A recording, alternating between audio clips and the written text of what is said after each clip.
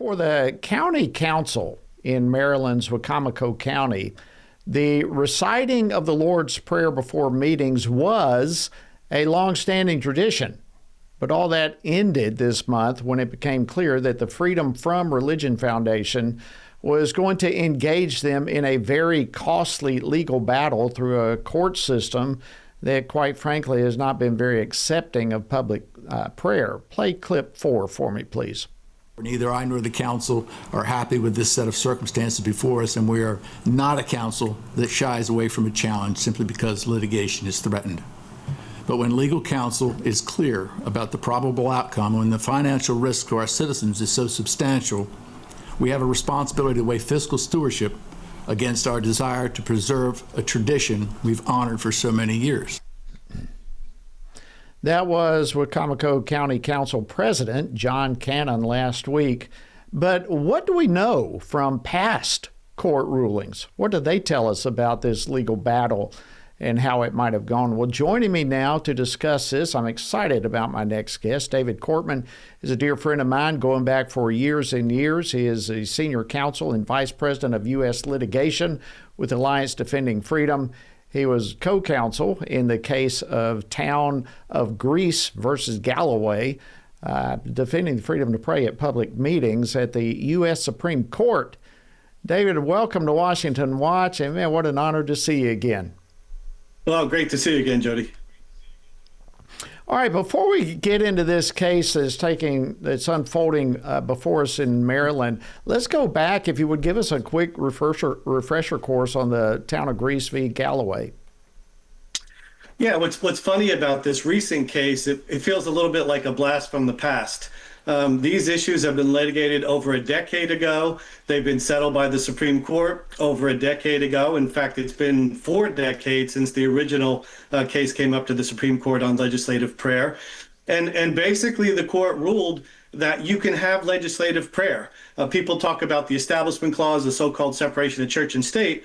And what the Supreme Court said, you have to look at the history and tradition of our country. And these type of legislative prayers have been ongoing since literally the First Amendment was passed and Congress adopted, in fact, hired a chaplain to engage in legislative prayers at the very beginning of our country. And so they're permissible now. So we still have, in spite of what you just said, groups like the ACLU and Freedom from Religion Foundation and so forth that don't seem to understand or don't want to comply with the Establishment Clause. So can you explain for our audience what an infringement does and does not look like? Yeah, okay. The first point is it doesn't look like this. so it's certainly permissible under the Establishment Clause and under the Constitution to have legislative prayer. It's been ruled upon by the Supreme Court several times, as I mentioned. But what it's basically for is the Establishment Clause, the separation of church and state, doesn't carry what the left wants it to carry. Groups like Freedom from Religion Foundation have been doing this sort of thing for decades now, where they send out these fear-mongering letters. They threaten litigation, they threaten attorney fees, and towns and counties just look at their budget and say, look, we're already strapped. We don't want to take the risk of having to pay out attorney fees. And so they say, look, if you don't stop this practice, we're going to sue you. The problem is it's often permissible what these prayers look like. And so here, it's certainly permissible to engage in a legislative prayer. There's several ways it can be done. The Supreme Court has talked about whether it's before the meeting starts, you do your prayer, you do your Pledge of Allegiance, you open your meeting, or they say often it's actually for the legislators, the council members, the commission members themselves, and they can feel free to pray according to their religious tradition. So these letters have been going around for decades, and that's exactly what happens here, which is a shame, is that counties don't want to get into protracted litigation. And so they basically say, fine, even though we've been doing this for decades, we'll stop. Wow. It really is incredible. Let me ask you this, and because this seems, although it should not be, it seems to me to be part of the problem here. So when we're talking about the decision last week, Wicomico County Council President John Cannon, who we just heard, he mentioned that the chances of them prevailing in these cases are especially slim in the state of Maryland, where he said the courts do not have a record of supporting prayer at government meetings. So my question to you, David Cortman, how much do cases like this depend on location as to where these cases originate? They often do, but they shouldn't.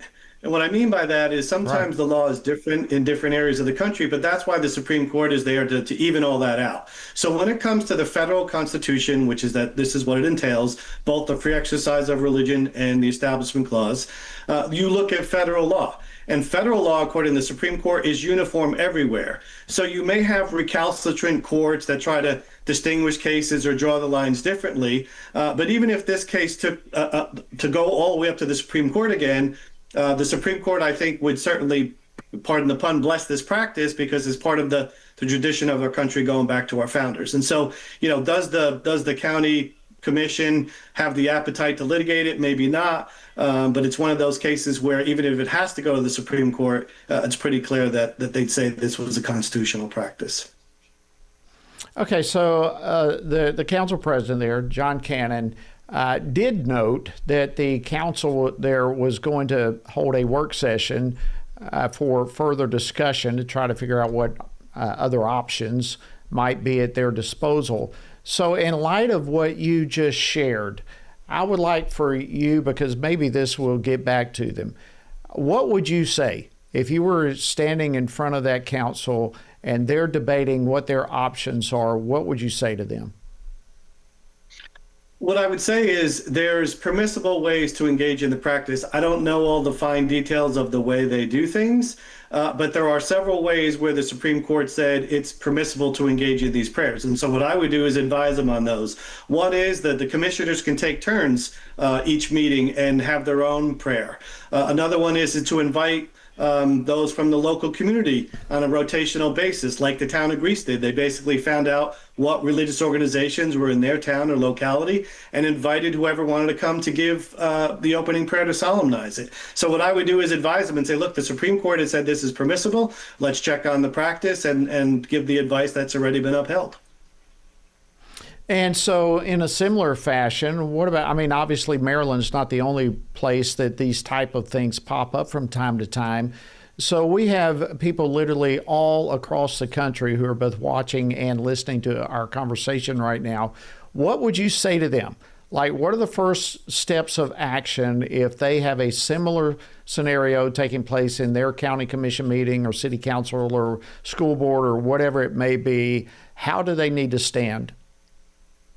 So the first thing I'd say, if they get a letter like this, they need to engage a group like Alliance Defending Freedom, who could give them legal advice on the exact issue. I've seen these letters from Freedom from Religion Foundation literally for 30 years, and they're of the similar vein. They threaten you with litigation and try to get towns and localities to stop doing whatever religious practice it happens to be. So they need to get advice from groups like ADF, who do this sort of work, and give them the advice, and then hopefully make the decision to take a stand, because if we don't, what happens is that erodes religious freedom for all of us.